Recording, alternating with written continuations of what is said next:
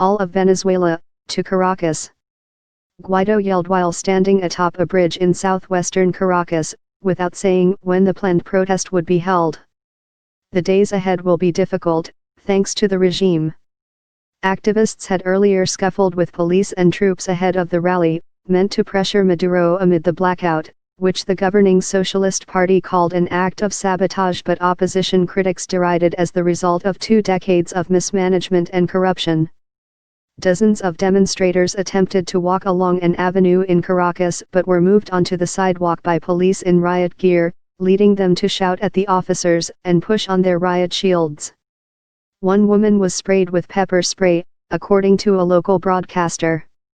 "We're all upset that we've got no power, no phone service, no water, and they want to block us," said Rosemary Nacimiento, 45, a nutritionist at the Caracas rally.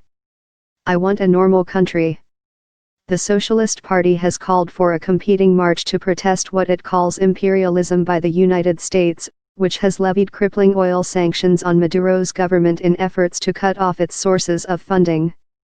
Several hundred people gathered in central Caracas for a march to denounce U.S. pressure on Venezuela, which the president says is the cause of the country's economic situation.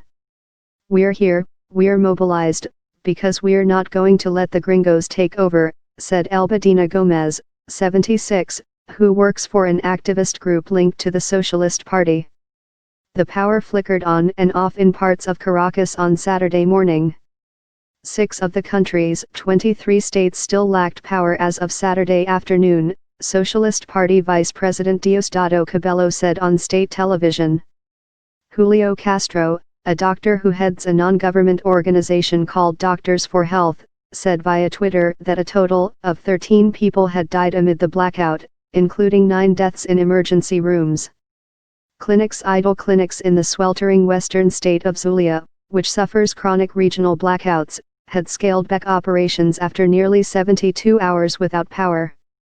"We're not offering services and we don't have any patients staying here because the generator is not working," said Chiquinquira Caldera, head of administration at the San Lucas Clinic in the city of Maracaibo, as she played a game of Chinese checkers with doctors who were waiting for power to return.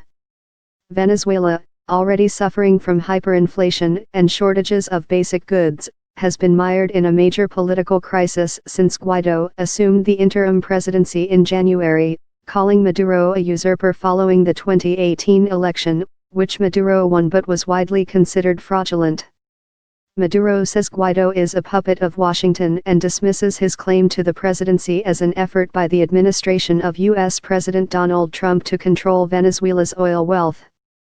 Former mayor and exiled opposition activist Antonio Ledesma on Saturday called on Guaido to seek United Nations intervention in Venezuela by invoking a principle known as responsibility to protect.